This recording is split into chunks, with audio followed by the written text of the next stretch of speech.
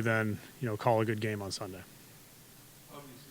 On Sunday, your role and stuff changes, but from Monday through Saturday, how much does that change what you have to do and kind of what's asked of you? Yeah, I think we're fortunate to have a really good staff that you can collaborate with, lean on. Obviously, Kevin this week's been great. The rest of the staff's been great. Bloom and CO and some of the guys that you lean on throughout the week. Your job changes a little bit, right? Like you're having final stamp power on the game plan and where you see things falling and what's going to make it to Sunday. So that certainly changes, but the collaborative nature of it does not. Ultimately, you're making the final decision, which, like I said, changes things a bit, but process goes on as normal outside of that final part. What was the conclusion you drew after the bye week about the passing game? Yeah. Look, there's a lot of areas there we need to improve. And the passing game, like we've said from the jump, takes all 11. Certainly we want to stress defenses in probably some ways that we have not yet been able to or not able to connect on. Feature the guys that we can lean on and make our quarterback feel comfortable. So, the bye weeks are always great. We needed the reset to kind of look at things, make sure that we're doing the best things for our players, best things for our quarterbacks, and feel like we have a good plan moving forward. Things you learned when you were calling plays at Notre Dame and Alabama, and do you think calling them in the NFL will be any different? Look, you learn every time you call plays, right? I started calling plays the last game of the season in 2019. Had a handful of years there in a row called them in big games, called them in games people didn't watch, everywhere in between. Worked for two head coaches that are pretty intense on game day, so obviously you learn how to block out some noise, some friendly fire there. But I think you get into a groove, you get into a comfort level. So much of it is about learning your own team, learning your own quarterback. Fortunate for me, I've been able to be here, sit with Dylan, be with the offense. I know kind of what helps him, what makes him click. I think, got a good feel for our personnel here. That's so important when it comes to calling games. And then, you get into a rhythm throughout the game of figuring out what from the plan works, what you need to adjust, what they're doing to try to take some things away. And then you're just looking to build counters and things that can complement what you've already tried to set up. But I think every time you call a game, you learn. Every time even for me in the role I've been in, like you learn as you're putting yourself in the shoes to call a game again, as you're listening and observing and helping. I think those were critical moments for me to move forward on. So for like the NFL part, I think these last couple of years, just being in the position I've been and seeing it firsthand, I don't have a whole lot of concern there. Tommy, the fact that you guys have so many young, skilled players on offense and you have this experience calling plays in college and these college concepts, like how much of an impact is that, do you think? Yeah, I don't know if it is. I really look at it as calling a game, and like you're going to shape it to who you have. I think we have a good blend of young and vets right now, and we got to get the most out of them.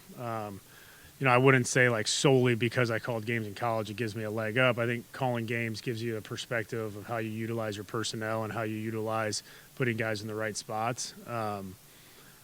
Certainly, like you see a lot of things from college transfer into the NFL as of late. You watch Denver play; they have a lot of stuff there that makes their quarterback comfortable. So I think finding the right blend of, again, maximizing your personnel and who you have is important. New England game, you mentioned that you got to make Gabriel comfortable. Yep. And then he went out and did what he did. He only threw 8 balls to receivers. Yeah. How do you make him comfortable? Yeah, we got to put receivers. We got to put the receivers in the right spots. We got to ask them to do the right things. We got to make sure that we're giving them the looks during the week. Certainly they did some things there to take some looks away, but getting him to progress and feel confident in those things. And again, it's all that work is done throughout the week. And then when a team's doing something that's going to take it away, you got to have counters and answers for that. Upstairs in the booth? I will. Yep. Why do you like to do it like that? It's a great vantage point to be able to call the game. It's a great environment to be able to call a game, and it's where my comfort's been. I've called games from the field. I prefer to call them from the booth as time's progressed on, but want to keep the same rhythm that we have. Like Dylan or whoever's a quarterback then will have Bill Musgrave right there as like boots on the ground right next to him. Yeah, we've had a good throughout the entire year plan on how to communicate from the box down through Bill, through the phone. So there's plenty of ways to get that across. And you talked about getting the most out of it. So Jerry, obviously, it's been a tough first eight games. How do you balance trying to get him involved, especially early in the game, with not trying to force the game plan to one player or something like that? Yeah, I think you got to be multiple in what you do, so that way you can't just let them hone in and take something away. But that's a good perspective, right? Like there's a balance between, hey, feature these guys, get them easy touches, also understand that could happen in the rhythm of the game. But look, we're better when our best players are playing well. We're better when our best players are touching the ball. So I think that's an area of focus for every team, not just us. And so our job as coaches is to find ways to not allow them to take that away. Was comfortable out of the shotgun at Oregon. Gabriel was comfortable playing mostly shotgun Yeah. at Oregon. You think you need to go to that to make him more comfortable? I think there's a lot of things we can do to make him comfortable. I think there's great communication between Dylan and the staff on what gets him to that point. I think just the bye week gives, some perspective. Certainly we want to play better. I'll say this, I came to Cleveland to work for Kevin. That's really the reason I took this job 2 years ago. Think the world of him, still think the world of him. Really, fortunate for the support he's given me over the last week, the support he's had for me over the last couple of years. I wanted to come to Cleveland to work for Kevin. I think the timing of it, you have a bye week, you have some time to step away and look at things through a different perspective and want to create a spark for the offense. And, again, how I feel is whatever they want me to do, whatever's asking me to help us win games, that's what I want to do at the highest level. So, again, working really collaboratively with Kev and really appreciate, that part of it. So it's his decision and, want to make the most of it. Yesterday that you will have final say and latitude over most things, and he really wants you to be able to put your stamp on this, but also when it comes to maybe whether or not to go for it on fourth down, he's going to retain some of that. How do you feel about how that all... He's the head coach. Every head coach makes the decisions on game day management, right? It's your job to call the play when the situations come up. It's their job head coach's job to make sure that they're putting the team in the best position. Receiving core more heavily involved than they've been in recent weeks, and then also too, how much of maybe the inconsistency involvement do you think has led to some of the drop passes that we've seen? Yeah, I think just maximizing what they do really well, not allowing a team to kind of bear down on certain things and make sure you have enough multiplicity there to move guys around, put them in the right spots. And then, I think you want to get guys into a rhythm. The more success they have, the more confident they play. You get them into a rhythm, you're going to see better play, I think, and higher percentage of things going the right way. So it's our job, again, as coaches to build that in.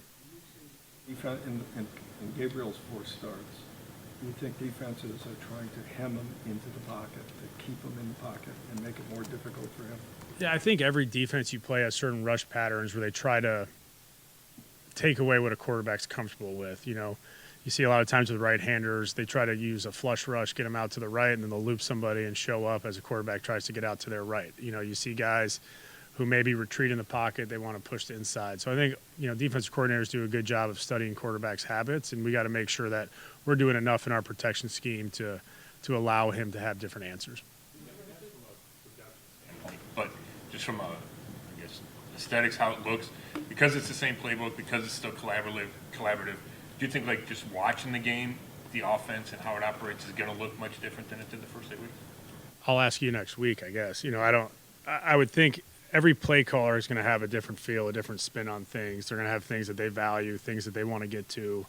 Kevin and I are not the same person, although, to your point, we have enough in our offense to make it look different in spots. We have enough depth in what we're asking those guys to do to make it look different. But I think some of the core principles continue on. We just have to do them at a higher level. Obviously, fans aren't familiar with the Tommy Rees offense. So without giving anything away, Ohio State country, yeah. What do you think that they can expect from I'm not going to put any labels on it. We want to go out there and play sound football, put our players in the right spots, and have success. Look, we got to score points. We got to stay on the offense. To sit here and say a bunch of stuff that it's going to look like, we want to maximize the guys we have. And that's looked different. First year I called plays at Notre Dame looks different than when I was at Alabama. It's just you're trying to maximize the guys you have on the roster. Trying year for the offensive line in general, but do you feel it's stabilized now? Feels like that, right? I mean, you get a couple weeks here being healthy. You feel good about where those guys are at, where the tackles are at. So, yeah, I think as the year goes on, the more continuity you can have up front, the better off you are in pass pro, the better off you are in combination in the run game, all of those things. As the tight ends coach last year, do you have some Favoritism? No. affinity for tight ends? Do you think that you might, just let the tight ends cook a little bit more? I don't know about that, yeah. And for Brian, then Nick, and now Kevin, as a coordinator, maybe a play caller, where do you feel like you've evolved or maybe changed throughout everything? Yeah, it's a really good question. I think when you go into it as a coordinator, like I was 27 when I got that job in Notre Dame, and you have an idea of what you want your offense to look like, and you try to shape it. And I think you learn pretty quickly it's really not about what you want it to be. It's about what your players can do and what puts them in a position to have success.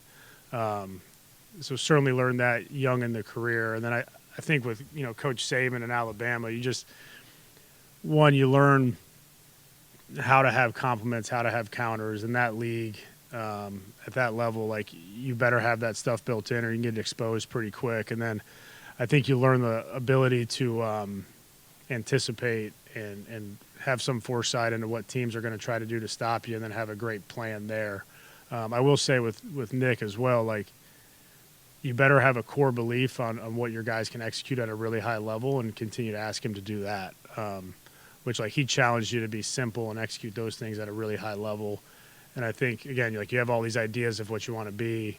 It's important to remember, like, put your players in a position to execute the same thing over and over again, and they can be pretty good at that. And definitely learned that throughout that year. And, I've had great mentors, great people to be surrounded by my entire coaching career. And certainly along the way, they shape how you call plays, shape how you coach and coordinate. How do you know, how does a coach you're maybe working under know when you're ready for that elevation to become a play caller or an offensive coordinator? Like is it more of like a just trial by fire? Yeah, I don't know. I haven't had the opportunity to do it from the other side.